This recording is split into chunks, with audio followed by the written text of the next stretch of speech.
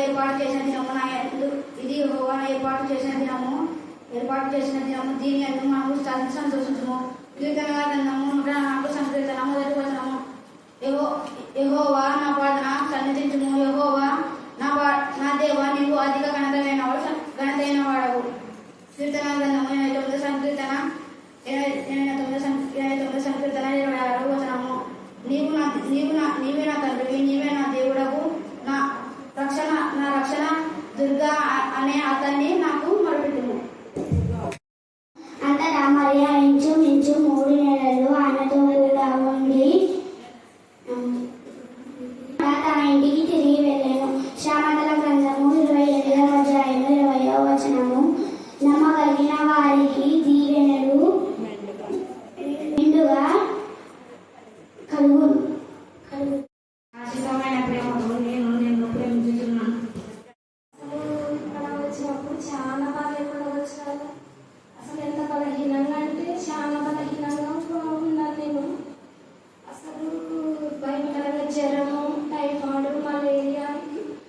Blood infection చాలా అసలు అంటే మళ్ళీ రిపోర్ట్ తీసుకెళ్ళి డాక్టర్లకు వేరే ఇక్కడ హైదరాబాద్లో తీసుకున్న రిపోర్ట్ ఇక్కడ డాక్టర్లో చూపిస్తే కూడా బాగా ఇంత రాళ్ళు ఉన్నాయి, ఇన్ఫెక్షన్ ఉన్నాయి కిడ్నీలకి అట్లా అని చాలా చెప్పినారు. చెప్తే నేను వచ్చి టీచర్ చెప్పినాను. టీచర్తో పరిస్థితి టీచర్ నాకు ఇట్లా అయిపోయింది, నా బిడ్డ కడుపుతో ఉంది, మళ్ళీ నేను ఇట్లా ఇబ్బంది అవుతుంది టీచర్, చాలా బాగాలేదు టీచర్ అంటే టీచర్ ఏం భయపడదు పాప, ఇక్కడ ప్రార్థన చేద్దాము, నీకు ఏం కాదు, నువ్వేం టెన్షన్ పడదు, శోధిస్తుంది ఒక శోధన, ఏదున్నా నీకు దేవుడు మేలు చేస్తాడని గొప్ప ధైర్యం ఇచ్చింది నాకు టీచరు.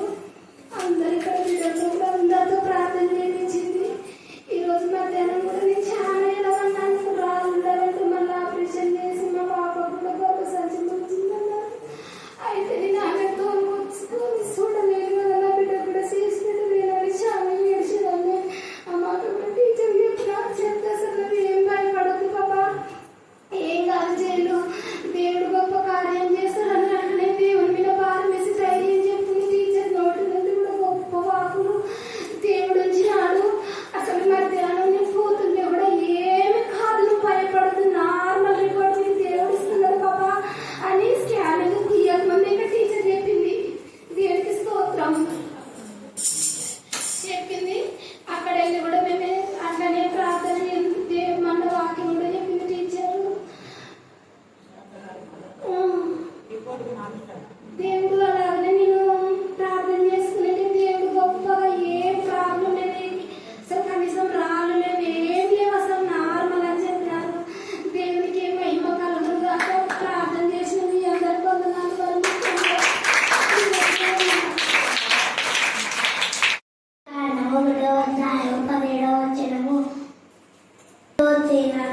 చిన్న జ్యోతిని నక్షత్రములను చేసెను.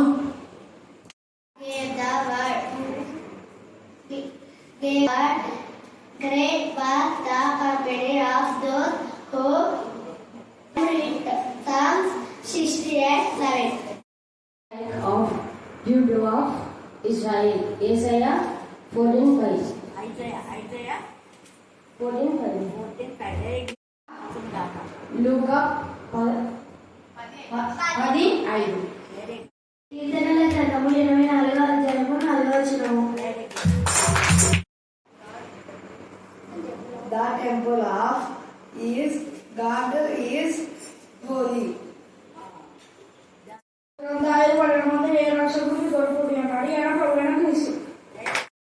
మేము స్తుతిస్తున్నాం, మహిమపరుస్తున్నాం, ఘనపరుస్తున్నాం. అనుదినము దేవ నా ప్రభా వెనువెంట జరుగుతూ వచ్చిన సూచక క్రియల ద్వారా మీరు వాక్యం స్థిరపరుస్తున్నందుకు మేము స్తుతిస్తున్నాం. దేవ ఎంతో మంది అన్ని జనులు నా ప్రభా నా తల్లి ప్రవాహం లాగా మీరు నడిపిస్తున్నారు. అన్ని జనులు ఇచ్చిన ప్రార్థన విన్నపములన్నీ కూడా మీ కరుణాపీఠంలో ఎత్తి కట్టినప్పుడు మేమందరం కలిసి ప్రార్థించినప్పుడు అద్భుత రీతిగా వారి జీవితాల్లో మీరు చేసిన మేలకు ఉపకారాలకు అద్భుత కార్యాలు, ఆశ్చర్యకారాలు, వింత కార్యాలు, గొప్ప క్రియలు, సూచక క్రియలను బట్టి మేము స్తుతిస్తున్నాం. ఎంతో మందిని చేతిపడి మానసిక క్షుద్ర శక్తుల నుంచి విడిపించిన దేవా మీకే స్తోత్రం. దురాత్మల ప్రేతాత్మల సమూహం నుంచి విడిపించిన దేవా స్తోత్రం. పవన్ మరణం నుంచి జీవుల్లోకి నడిపించిన దేవా మీకే స్తోత్రం. భయంకరమైన చీకటి శక్తుల నుంచి అక్కపక్కన విడిపించిన దేవా మీకే స్తోత్రం. వీళ్ళు పూర్తిగా నమ్మని బాప్తిజం పొంది నీ బిడ్డగా జీవించడానికి వీళ్ళు కృపదాయ చేసినందుకు స్తోత్రం. సోదరి పనులను వినాడ చీకటి శక్తుల్ని కూడా నా జయిస్తున్న గద్దించే పాత్రలుగా బంధించమని ప్రార్థిస్తున్నాం. దేవా ఆమె నీకు భయపడి లోబడి మీ సన్నిధికి రావడానికి మీ కృపాసాన్ని దయచేది కాక. అలాగే సహోదరు వీళ్ళని మీకు స్వస్థతను బట్టి మేము స్తుతిస్తున్నాం. సిరిచా ఫ్రెండ్ బాబుగా తల పగిలిపోయిందగా అప్పుడే మరలా నా తల్లి దేవ ఆపరేషన్ చేసి సక్సెస్ చేసి దేవ ఆమె గాయని మాన్పే మరలా ఆమె ఫార్మసీ ఎగ్జామ్ రాయడానికి మార్గం చాలం చేస్తున్నదేవా మీకు వర్ణాలు స్థుతులు స్తోత్రం చెల్లించుకుంటున్నా. డాక్టర్ నా ప్రభ నా తల్లి క్రిస్కి రాకు నా తల్లి మీరు ఇచ్చిన ఘనమైన విషయాన్ని బట్టి మేము స్తుతిస్తున్నాం. అలాగే నా ప్రభ సహోదరి నా ప్రభ డాక్టర్ నా ప్రభ ఐశ్వర్య నెల్లూరులో ఉంటుండగా ఆవిడే కూడా మీ జ్ఞానాత్మకమైన నింపి పూర్ణ ఆరోగ్యం దయచేసి నా ప్రభ అక్కడ చదువుకోవడానికి మార్గం చాలం చేసినదేవా హాస్టల్లో ఉంటుండగా మీ సన్నిధి కాంతి ఆవిడకి మీరు తోడుగా ఉంచమని ప్రారంభిస్తున్నా. అలాగే నా ప్రభ నా తల్లి మరి నిన్న దినాలు నా ప్రభ మరి రాసిన ఎగ్జామ్లు ఈ రోజు రాసిన ఎగ్జామ్లు శనివారం రాయబోయే ఎగ్జామ్లు అన్ని కూడా మీ కరుణాపీఠంలో ఎత్తుపడుతున్నాం. శైలికి మీరు తోడుగా ఉండి మీ రాజ్యము యేసు రాజ్యము అంతు లేని రాజ్యము. అంటే దానికి అంతం అనేదే లేదన్నమాట. అంతం లేని రాజ్యము కల రాజు అంటే ఎప్పుడు కూడా రారాజుగా ఉండే రాజు యేసయ్య. రారాజుగా ఉండే రాజును తండ్రి అయిన దేవుడు తండ్రి యొక్క ప్రియ కుమారుని ఈ లోకంలోకి పంపుతున్నాడు. అందుకని ఆయన రారాజు, నిరంతర రాజు. ఆయన యాజకుడు, ప్రధాన యాజకుడు, నిరంతర యాజకుడు. అందుకనే రాజులంతా యూదా వంశంలో నుంచి వస్తారు. ఈ యూదా వంశంలో నుంచి యోసేపును ఏర్పాటు చేస్తున్నాడు. అలాగే యాజకుడు అవును కాబట్టి లేవి వంశం, అహరోను వంశంలో ఉన్నటువంటి తల్లి మరియను ఏర్పాటు చేస్తున్నాడు. కాబట్టి యూదుల రాజు అయినా నిరంతర రాజుగా ఉండబోతాడు. తర్వాత ప్రపంచమందరికీ రాజుగా ఉండబోతాడు. అందుకనే ఇక్కడ ఏమంటున్నాడంటే చూడండి, ఈ ప్రవచనము ఇది ఒక ప్రవచనం. ఆయన రాజ్యము అంతం లేనిది అనేది ఒక ప్రవచనం. అంటే అంతం లేని రాజ్యం ఇంకా నెరవేర్చబడ్డా. అంటే ఆయన ఇప్పుడు రాజుగా రావడం లేదు, ఇంకా వస్తాడు. ఆయన రాజుగా వస్తాడు. కానీ ఇప్పుడైతే ఒక విజ్ఞాపన చేయు ఆత్మగా తండ్రి కుడి పార్శ్వంలో ఉన్నాడు. ఇప్పుడు నిరంతరం విజ్ఞాపన చేయు ఆత్మగా ఉన్నాడు. యాజకుడుగా, ఒక యాజకుడుగా ఇప్పుడు ఉన్నాడు. యాజకులు విజ్ఞాపన చేస్తారు, యాజకులు యాచిస్తారు, యాజకులు మన కోసమే బలిని అర్పిస్తారు. అలాగే యేసయ్య జననము ఎందుకు అంటే తన్ను తాను మన కోసమే సమర్పించుకొని బలియాగంగా ఆయన శరీరంలో సమర్పించుకోవడమే. అందుకే యేసయ్య జననం. యేసయ్య జనన, మరణ, పునరుద్ధానం మన జ్ఞాపకం చేసుకుంటే వాటి యొక్క అర్థం ఏంటంటే ఆయన ఈ లోకానికి వచ్చి బలి పశువుగా, ఆయన వధగొర్రెగా మారి నిరంతర యాజకుడుగా ఉండి నిరంతర రాజుగా ఉండబోతాడు. హల్లెలూయా, హల్లెలూయా, హల్లెలూయా.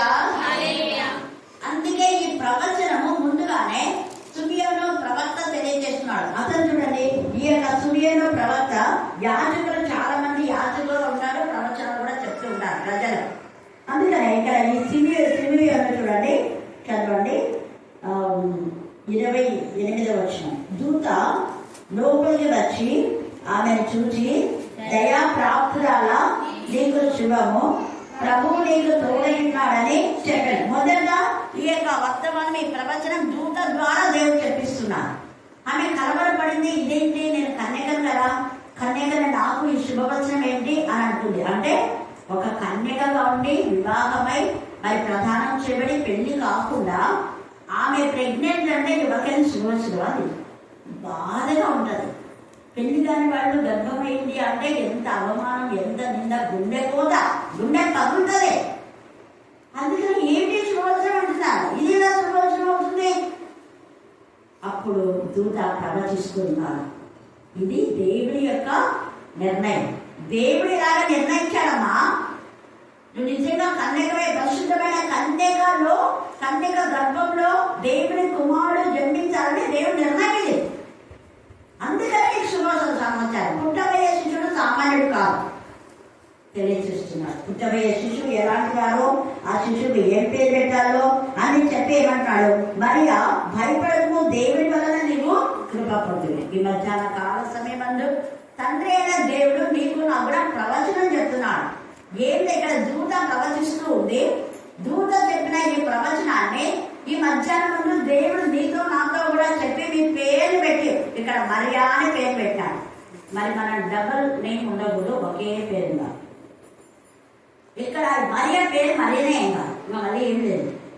అందుకని నీ పేరు కూడా పెడితే, ఎందుకంటే రకరకాల పేర్లు ఉంటాయి కదా. అయితే ఇప్పుడు ఆ పేరు ఎన్నున్నా వాళ్ళ వంశాలన్నా ఉంటాయి కొన్ని కదా, లేదా వాళ్ళ భర్త పేరు అన్నా చెప్తారు. ఇప్పుడు మేరీ మేరీ అంటే చాలా మందికి ఉంటాయి, కానీ వాళ్ళ భర్తలు వేరే ఉంటారు కదా, అట్లా వాళ్ళ వంశం కూడా వేరే ఉంటుంది. ఇప్పుడు మేరీ టీచర్ ఉన్నారు, ఆమె పేరు ఎం మేరీ అంటారు కదా. అలాగనే మన దగ్గర సిహెచ్ మేరీ ఉంది. అట్లా అట్లా అంటే దేవుడు ఎంత గొప్ప, ఎంత కోట్ల మంది ఉన్నారు.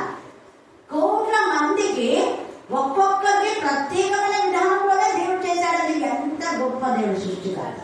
హల్లెలూయా, హల్లెలూయా. ఈ కోట్ల మందిలో ఉన్న జీవం అంటే రక్తం, ఆ రక్తమే యేసయ్య. రక్తము ప్రాణం కాబట్టి మీరు దాన్ని తినకూడదు అన్నారు, తినకూడదు అన్నారు. అది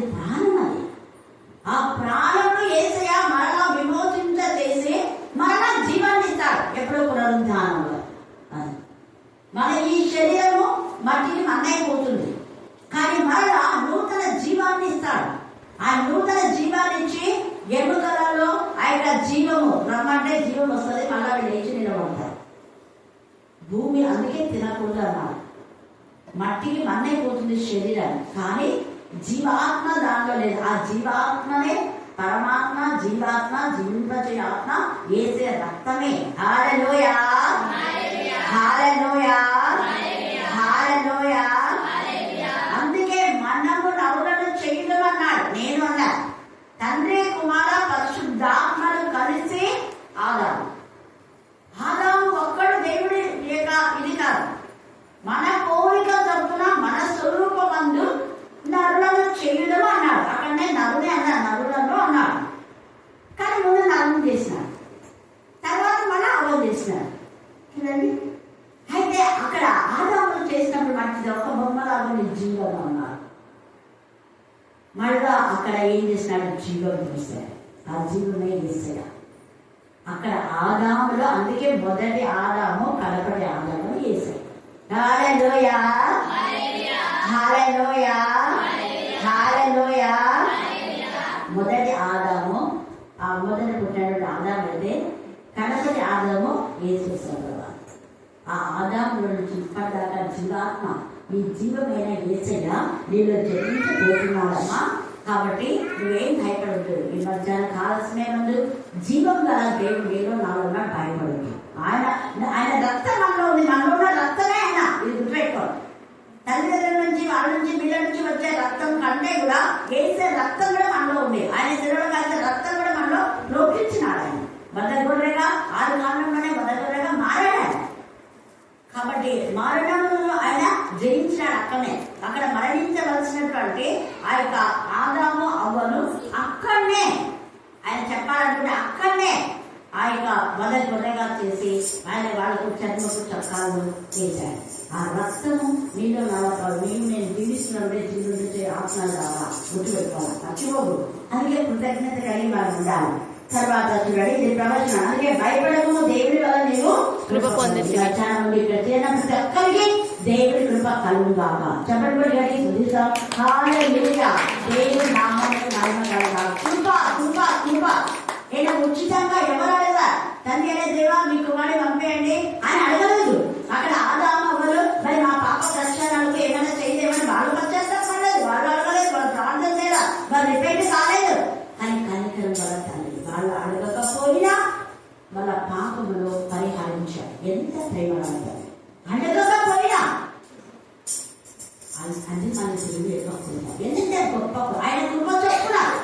అలాగే దావీదు కూడా దేవా నీ కృప చొప్పున నన్ను కరుణించమని ప్రార్థన చేస్తాను. నీ కృప వల్ల తెలియదు.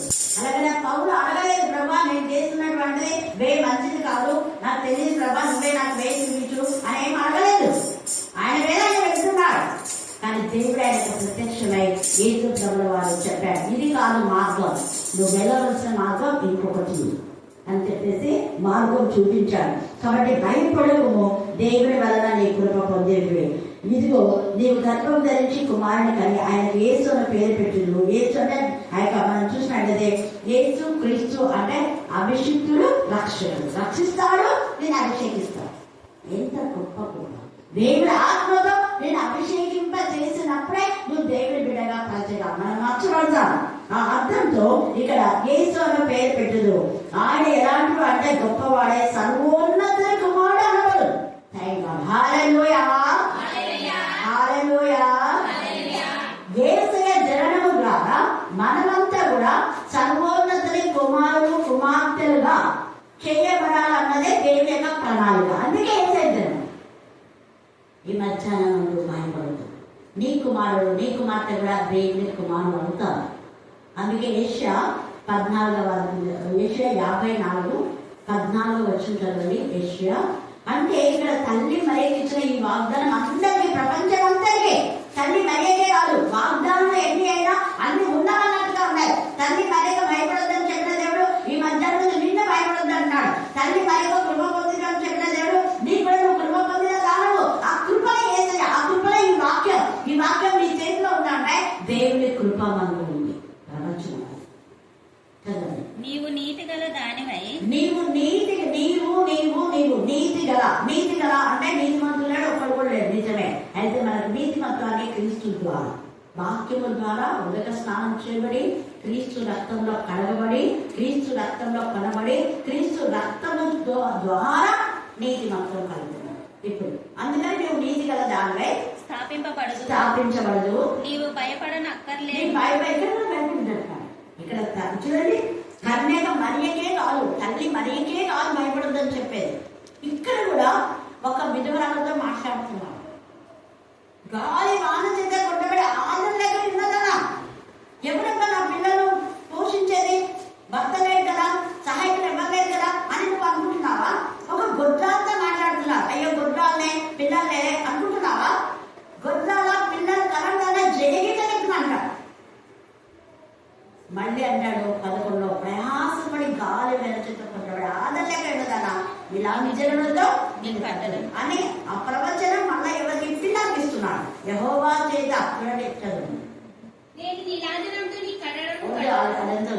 నీవు నీతి కాదు దానిపై నీవు భయపడనక్కర్లేదు. నీవు భయపడనక్కర్లేదు. బాధించువారు నీకు దూరంగా, బాధించువారు ఈ మధ్యాహ్న కాలంలో నీకు బాధిస్తున్నారేమో, నువ్వు అస్సలు భయపడదు. బాధించువారు నీకు దూరంగా ఉంటారు.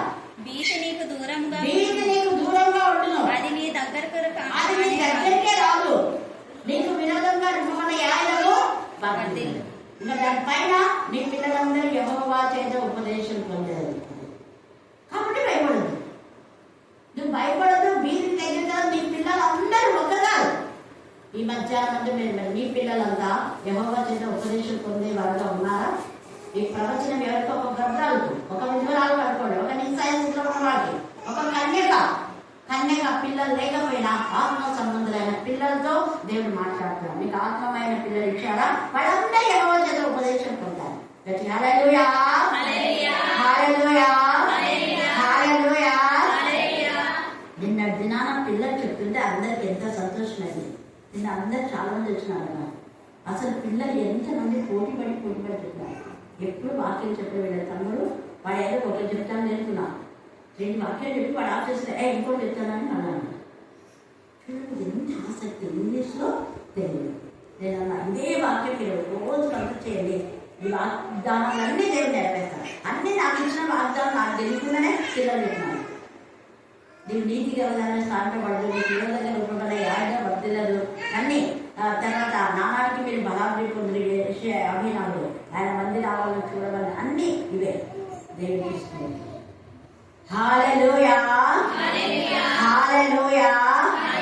ఆయన వాగ్దానం ఇచ్చి వాగ్దానం నెరవేర్చేటప్పుడు ఈ వాగ్దానము భయపడదు, కృప పొందని తల్లి మరేమో మాత్రమే కాదు. ఇక్కడ యెషయాలో ఇక్కడ ప్రతి స్త్రీతో దేవుడు మాట్లాడుతున్నాడు. ఆదరణ లేక ఉన్నదానా వీళ్ళందరంతో నీకు ఒక ఇల్లు ఇస్తా, భయపడదు. నీ పిల్లలందరూ యెహోవా చేత ఉపదేశం పొందుతా అంటే దేవుడి దగ్గర పిల్లలు ఉన్నారు. Thank God. Hallelujah, hallelujah, hallelujah. నీ పిల్లలకు అధిక విశ్రాంతి కలుగు, నెమ్మది ఉంటుంది. విశ్రాంతి అంటే నెమ్మది. నీ పిల్లలకు విశ్రాంతిని దేవుడు ఇస్తాడు. నీ పిల్లలు అక్కడిక్కడ తిరిగే వాళ్ళు ఉండదు. నా దగ్గరనే చేత తీరుస్తాను. ఆదరణ లేక విన్నదా ఎంతో తెలియక మాట్లాడుతున్నా. ఈ మధ్యాహ్న కాలం ఈ వాగ్దానంలో నువ్వు స్వతంత్రించుకోవాలంటే దేవుడికి అప్పగించిన పిల్లలు దేవుడి సన్నిధిలో పెంచాలి.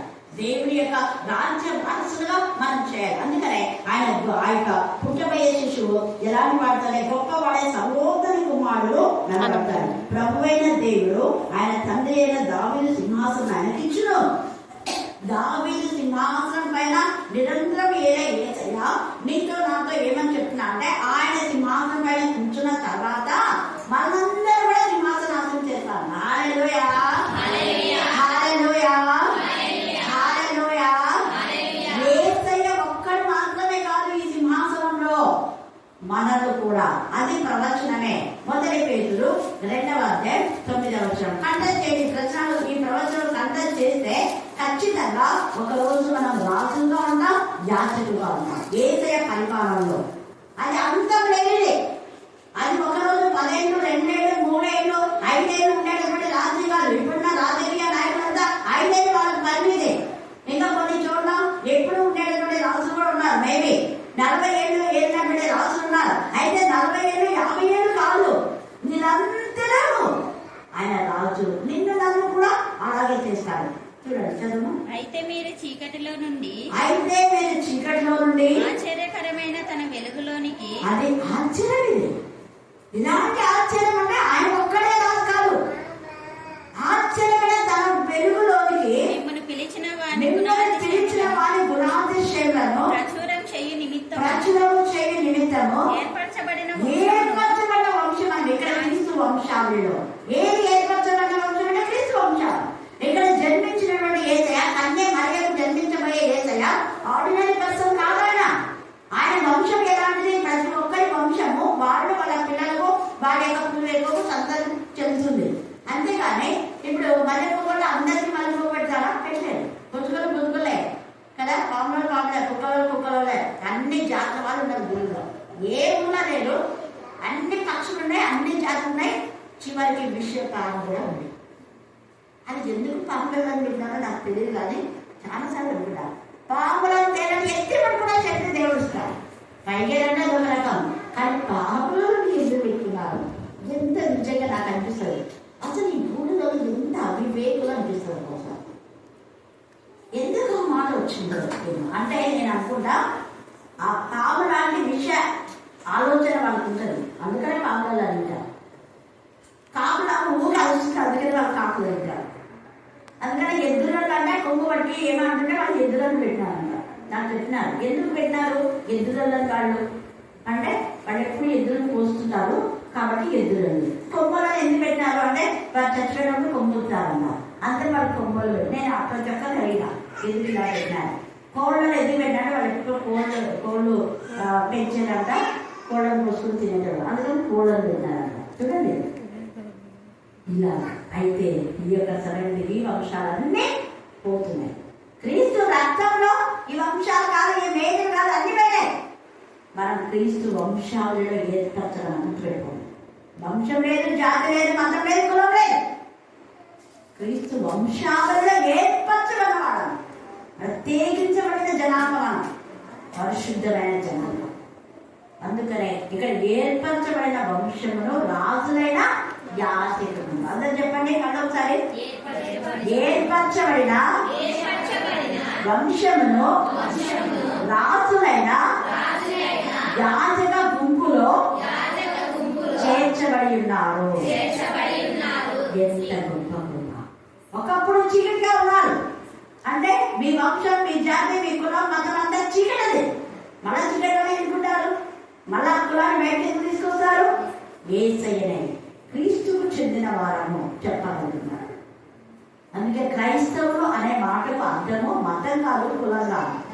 క్రీస్తుకు చెందిన వారము, క్రీస్తు వంశావళిలో చేరిన వారము, క్రీస్తు సంబంధికులము, క్రీస్తు పిల్లలము, దేవుని పిల్లలము. సర్ప సంతతి కాదు. ఉంటే సర్ప సంతతి, లేకపోతే దేవుని సంతతి. రెండే ఉన్నాయి జాతి. రెండు జాతులే. ఏ జాతికి మనం చెందామో మనమే ఆత్మ పరిశీలన చేసుకోవాలి. నువ్వు కృప పొందింది ఎంత చక్కగా చెప్తున్నాడు. ఈ నిరంతరము అంతం లేని ఈ యొక్క రాజ్యంలో మనల్ని కూడా రాజులుగా యాజకుగా చేస్తా ఉంటారు. ఎప్పుడు ఉన్నటువంటి రాజ్యం. హల్లెలూయా, హల్లెలూయా, హల్లెలూయా. అప్పుడు అంటున్నాడు మళ్ళా, ఆయన యాకోబు వంశస్థుని యుగ యుగములు ఏమును తేగాడు. ఇది కూడా అర్థం చేసుకోండి. యాకోబు వంశస్థులను అంట 12 గోత్రాలను యుగ యుగాలు ఏస్తాడు ఆయన. ఫలానా ఆ వంశం ఫలానా అని కాదు, యాకోబు వంశంలన్నీ కూడా క్రీస్తు వంశంలోనికి రావాలని ప్రవచన చెప్తున్నారు. యాకోబు 12 గోత్రాలు ఉన్నాయి, 12 వంశాలు ఉన్నాయి. ఆ 12 గోత్రాలు కూడా క్రీస్తు గోత్రంలోనికి రావాల్సిందే. ఆయన వంశావళి లేనివాడు, గోత్రం లేనివాడు. కారణం ఏంటంటే ఆయనే వంశం, ఆయనే గోత్రం. అందుకే క్రీస్తు వంశావళిలో మనం చేర్చబడాలి. మత్తయి సువార్తలో అక్కడే ఉంది క్రీస్తు వంశావళి అని ఉంది. హల్లెలూయా, హల్లెలూయా, హల్లెలూయా. ఇంకా యాకోబు అనేది లేదు. ఎంత తెలియదు. అందుకని యాకోబు కూడా అక్కడ ప్రవచనం. ఎక్కడ? మన సంఖ్యాకాండంలో చూడండి. సంఖ్యాకాండము 24వ అధ్యాయంలో యాకోబులో నుంచి నక్షత్రం ఉదయించును అని ఉంటుంది. 24వ అధ్యాయం 17వ వచనం చదువు.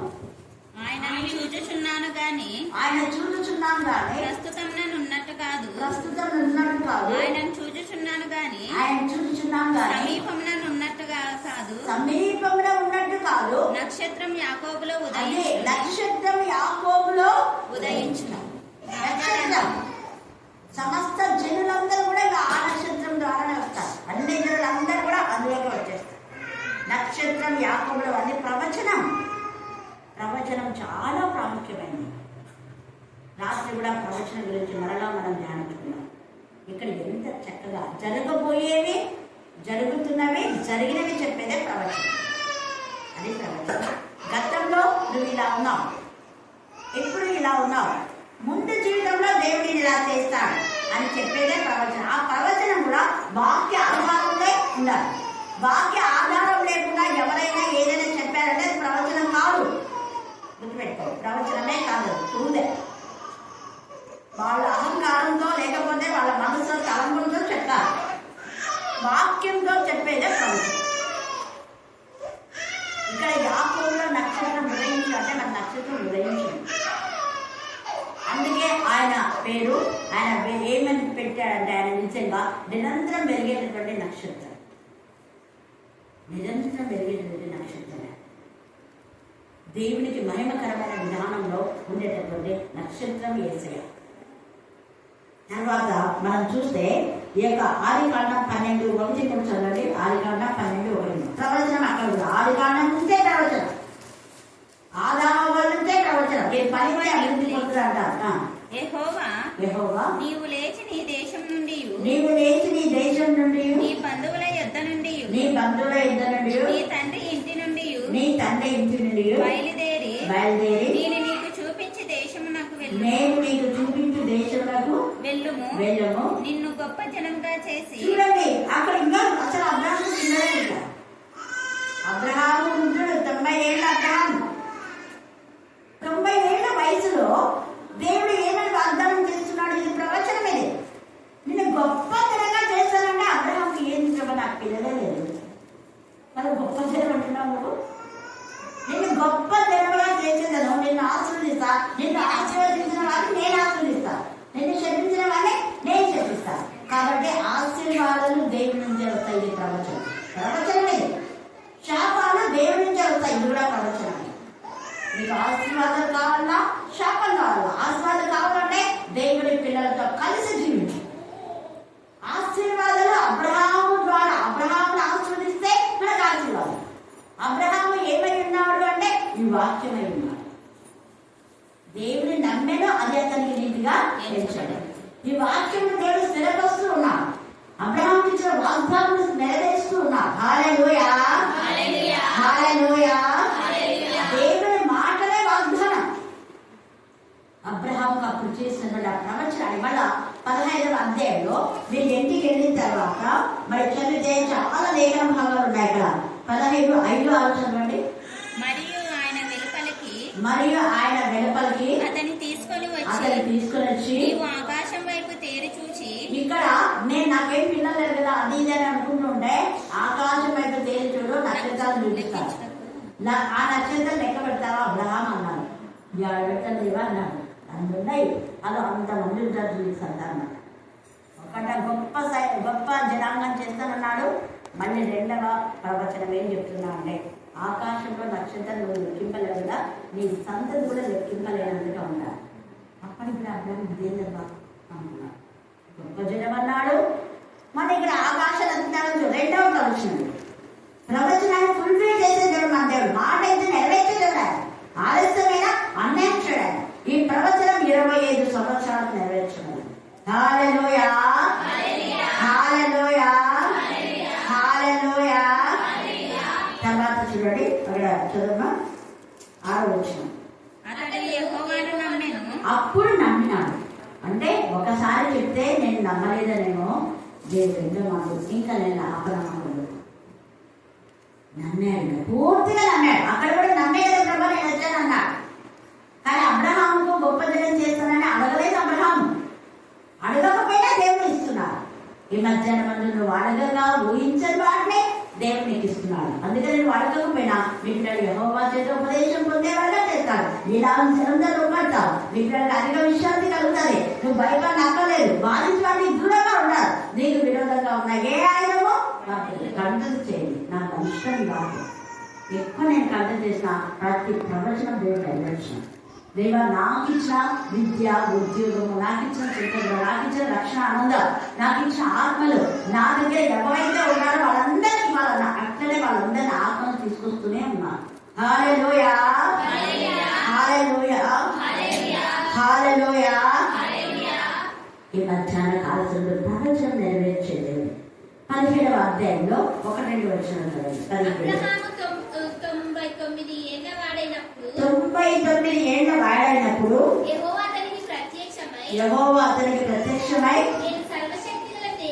నేను సర్వశక్తి గల దేవుడను నా సన్నిధిలో నడుచుచు నిందారహితుడవై ఉండుము, నాకును నీకును మధ్య నా నిబంధన నియమించి నిన్ను అత్యధికంగా మళ్ళీ మూడవ ప్రవచనం అత్యధికమైన అభివృద్ధి చేస్తా. 99 సంవత్సరం 90లో ఇచ్చినాడు, మళ్ళీ ఇక్కడ 99, అక్కడ 75లో పిలిచాడు. హల్లెలూయా, హల్లెలూయా, హల్లెలూయా. మళ్ళీ అక్కడ 18వ అధ్యాయంలో ఆదికాండంలో చాలా మీదరికి ఆమె సంతతిస్తానంటే నేనేమో 100 ఏళ్ళు, ఆమెమో ఇంత సంవత్సరం, ఈమె కన్నా అనుకుంటారు. తర్వాత ఆదికాండం 22లో ఇస్సాకు చెందిస్తారు. ప్రవచనం నెరవేర్చబడింది. హల్లెలూయా, హల్లెలూయా, హల్లెలూయా. రాబోయే ప్రవచనం 15లో వీళ్ళు పొందబోయే 430 సంవత్సరాల చీకటి అనుభవం గురించి కూడా అక్కడ అబ్రహాంకు కళ వస్తారు. కళలో భయంకరమైన చీకటి. 15వ అధ్యాయాన్ని చదువుకోండి, టైం లేదు. ఏంటిదేమా ఇంత చీకటి అంటే చాలా మంది మీ పిల్లలు శత్రువులు ఆక్రమిస్తారు. తర్వాత వాళ్ళని విడుదల చేస్తారు, మళ్ళా వాళ్ళను కనానుకు పంపిస్తారు. 15వ అధ్యాయం అంతా కూడా భయపడతారు. గాఢ నిద్ర పుట్టింది, భయపడతారు. అక్కడ అంతా మంది తర్వాత చదువుకోండి. ఎంత దేవుడి గురించి ముందే ప్రవచనం అంటే రాబోయేది. అందుకని అబ్రహాంకు ముందే చూపించారు. నీకు కూడా దేవుడు రాబోయే ముందే చూపిస్తారు. అక్కకు ఇంతకు ముందు కూడా అక్కకు 2-3 సార్లు కావాలి. పైన ఉన్నప్పుడు చెప్పింది చాలా అక్క, ఏమో చూడమ్మా భయంకరమైన చీకటి పరిగెత్తున్నా. ఆ చీకటి నేను పిలిచేటప్పుడు నా స్వరం వినపడుతుందంటే కానీ లెక్క చెప్పిన అట్నే పరిగెత్తుంది. అంటే అక్క ఎందుకు పరిగెత్తుందో ఆమెకే తెలియదు. విత్తవరాదు నాడు ఆమె తెలియకుండానే వెళ్తుంది. అక్క వద్దక పోవద్దు, అది భయంకరమైన అగాధం, భయంకరమైన చీకటక, పోవద్దక నేను అంటున్నా, నన్ను చూస్తున్నాంట, నేను చెయ్యి ఇట్లా పోవద్దు అంటున్నా అంట. వినపడ్డా స్వరం, కొంతవరకు వినపడండి, మళ్ళీ వినపడ్డా చెయ్యి ఇట్లా అదక వద్దు అనేది చూస్తున్నాను. ఇట్లా చూస్తుందంట, పోతుంది. తెలియకుండానే వినకొద్దామని అనుకుంటున్నామే, కానీ అలేకపోతుంది. తర్వాత భయంకరమైన చీకటి ఏంటబ్బా నా ముందంతా ఇంత చీకటి ఉంది, టీచర్ వద్దంటే కూడా నేను వచ్చినట్టున్నాను. మళ్ళీ ఇట్లా చూస్తే నా చుట్టూ అంతా వెలుగున్నాను. రిపీట్ అయింది అక్క కదా, 2 సార్లు 3 సార్లు వచ్చింది. ఏంటి టీచర్ చుట్టూ అంత పెద్ద వెలుగుంది, నా చుట్టూ ఏమంతా ఇట్లా వచ్చింది అని మళ్ళీ తెలియకుండానే ఆమె మళ్ళీ దగ్గరికి వచ్చేస్తాను. హల్లెలూయా, హల్లెలూయా. అప్పుడు నేను అన్న అక్క కొన్ని చీకటి వెలుగులు వస్తాయక బాధపడదు, మళ్ళీ దేవుని వెలుగులోకి నడిపిస్తారు. నాకు అప్పుడు అనిపించింది కర్ణాటక చనిపోయినప్పుడు ఆమె గుండె పగిలిపోయి చీకటి అయిపోయింది. అంటే ఇంకా ఎట్లనేమో కర్ణాటక చనిపోయినాడు, ఈ పిల్లలకి ఇంకా గుండె పగిలిపోయింది. ఏంటి అసలు అయోమయం ముందే వచ్చింది అక్కడ. కానీ మళ్ళా నిర్భరంగా కలిగి దేవుడి ఆత్మ ఆమె తాకింది కాబట్టి ఇక కర్ణాటక గురించిన బాధ ఎన్ని రోజులు ఇచ్చింది అక్క. ఆమె దుఃఖం అసలు ఇక ఎవ్వరు ఆపలేరు. ఇక ఎవరు చెప్పినా ఓదార్పు, నేను చెప్పినా ఓదార్పు రాకుండాది. ఎట్లా వస్తుంది అంత పెద్ద కొడుకు, పైగా పోనీ మిత్రులనే మనం ఉద్యోగం చేస్తుంది అంటే చాలు. ఇంకా కరోనాప్పుడు ఎంత ఏడ్చినప్పుడు నాకు తెలుసు, ఎంత బాధపడినానంటే ఇంకా దేవుడికి మాత్రమే తెలుసు. సాధుపడి దేవా అక్కను మీరు కనికరించండి, కనికరించండి. మా అక్క చాలాసార్లు ఫోన్ చేస్తున్నారు, దేవుడికి బాగుంది అని అంటున్నారు. దేవుడు తీసుకుంటాం. హల్లెలూయా, హల్లెలూయా. అప్పుడు ఆమె దేవుడు మరలా జీవం ఇచ్చి నూతన జీవం, మామూలు జీవం కాదు, పరిశుద్ధాత్మతో శక్తితో ఆమె నింపి శక్తివంతురాలుగా తెచ్చాడు. ఎలాంటి శక్తి అంటే అక్క ఒకరు ఏమన్నా అంటే ఇక ఊరికే మౌనంగా వెళ్ళిపోయేది, వాళ్ళకి ఇంకా ఏం తెలియదు. కానీ చర్చిలో అంతమంది గట్టిగా చెప్తాను 4 సార్లు, అందరికీ గుర్తించాలట. అది ఆత్మశక్తి. హల్లెలూయా, హల్లెలూయా. ఎటు జరిగితే అటు జరగలేటించారు అనేది అంత ఇదిగా దేవుని శక్తి. అందుకనే ఆత్మతో నింపబడింది. ఈ యొక్క మధ్యాహ్న కాలంలో మీ జీవితంలో కూడా ఏ చీకటి ఉన్నా దాన్ని తొలగించి మరలా జీవుల్లోకి దేవుడు నడిపించారు, వెలుగులోకి దేవుడు నడిపించారు. కాబట్టి మనందరినీ కూడా దేవుడు ఆశ్చర్యమైన వెలుగులోకి నడిపించారు. కాబట్టి మనము ఏర్పరచబడిన వంశము, రాజులైన యాజక సమూహంగా ఉంటాం. విశ్వాసంతో ప్రార్థన చేయండి. దేవుడు ఈ లేఖన భాగాన్ని దీవించి ఆశీర్వదించుగాక. ఆమేన్, ఆమేన్, ఆమేన్.